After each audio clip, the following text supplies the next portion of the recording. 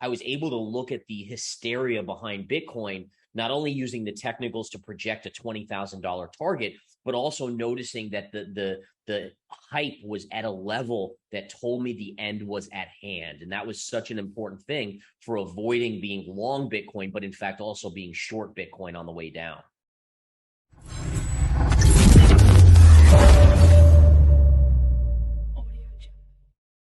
Really, really good. I mean, and the thing that means the most to me is that the people that have taken it and purchased it and gone through them, they just basically say, you know, this has changed the way I view the markets. It's changed the way how I trade and how I think about trading.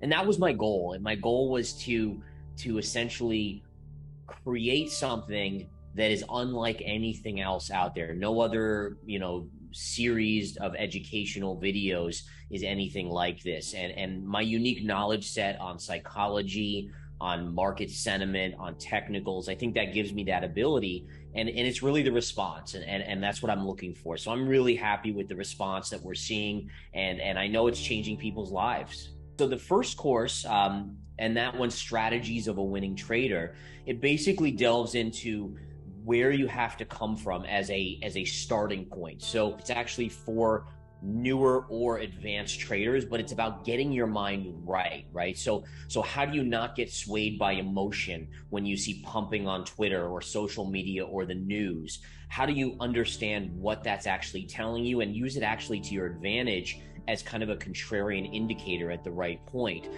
Essentially getting your mind focused, then working on the discipline of becoming that trader who doesn't chase trades, who waits patiently for the right entry point, who's okay with missing a trade because you understand that another one will come down the road. And that discipline is the most important thing for an investor or trader to have. And then it gets into other things like the various basic setups, looking at the strategies that I employ, how to recognize the basic chart setups that again are very, very key. And then the second one, which is setups of a winning trader, that's where we get into more of the complexities, the head and shoulder patterns, how to recognize what a true head and shoulder is versus one that is incorrect. And what you'll notice is when you learn this type of thing, the news media, like the financial news media, will be like, oh, it's a head and shoulders. And you'll look at it and you'll be like, that's not a head and shoulders. I'm sorry. And it's amazing how much false information is out there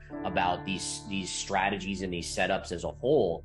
And then obviously the last course is like my secrets, right? It's the culmination of everything that I have learned over the last 20 years, everything that I've come up with in terms of something called the confirmation signal, which tells you whether it's a true breakout or a fake breakout, and how important that is to recognize. In fact, we saw it recently on Bitcoin, how Bitcoin broke below the 2017 high. That wasn't a real breakdown because it never confirmed. And what happened? It ripped right back to the upside. So these type of things, unbelievably important. You're not going to find them in any books.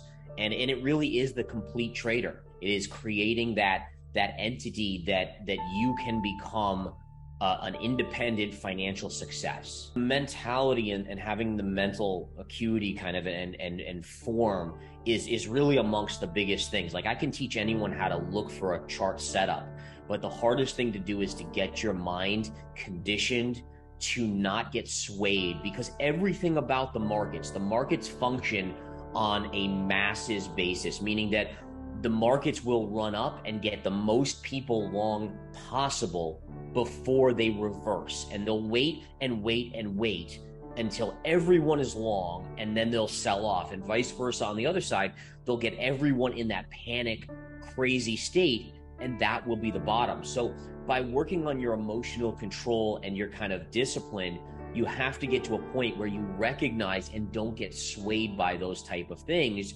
Otherwise, you end up being part of the crowd that gets long, you buy Bitcoin at 69,000 or 68,000 right before the reversal. And that was one of the beautiful things about it, is I was able to look at the hysteria behind Bitcoin, not only using the technicals to project a $20,000 target, but also noticing that the hype was at a level that told me the end was at hand. And that was such an important thing for avoiding being long Bitcoin, but in fact also being short Bitcoin on the way down. Yeah, right now it's kind of neutral, believe it or not. So we've seen a bounce in Bitcoin where you have some people starting to call, okay, the 17,500 level on Bitcoin was the low.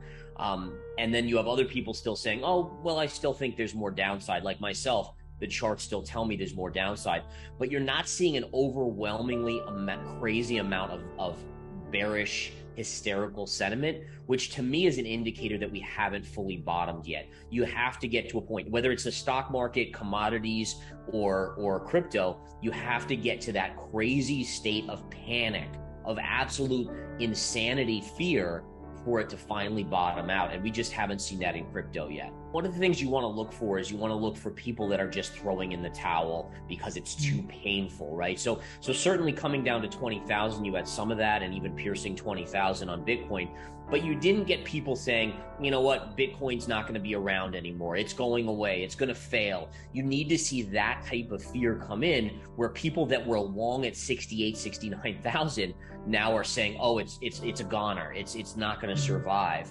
And that's where the low will be put in, when you get that absolute kind of crazed, kind of irrational panic. Just like it was irrational at the highs, you look for that irrationality at the lows as well. So here, let me show my charts here and we'll take a look. So basically, you're right. I mean, first of all, the dollar has just had one of the most remarkable rallies, even just this year alone, to go from about 95 bucks all the way to 112, 111 on the Dixie. I mean, percentage-wise, historically, that almost never happens, where a stable, so-called stable currency like the dollar would gain that much traction. But one of the things you can see is it has a very clear defined trend line right here. So you can see we kind of topped out right here. We've pulled back now, and we've seen the stock market rally. We've seen cryptocurrency rally. So I think the most important thing about the dollar is to recognize that a weaker dollar right now is exactly what risk-on investors want. They want to see that dollar coming in, because what it indicates is that the Fed may not be as aggressive in terms of hiking rates. It all kind of trickles through the Federal Reserve and what expectations are for the next policy meeting and the policy meetings after that. So with the dollar pulling back, we've seen the response, and I could show you the SPX chart here, which is the S&P 500. You can see it coordinates perfectly with this move up right here. So S&P up when the dollar pulls back, and same thing with Bitcoin. If you look at Bitcoin, BTC here, you can see that this rally on Bitcoin coordinated perfectly with that pullback in the dollar as well. So again, dollar down, assets prices go up. We know we get the CPI data coming out here shortly, and then also we'll get the Federal Reserve statement later in September as well. So to me, it's not going to last that much longer. I think the markets are going to see the dollar snap back a little bit, but right now it's party on.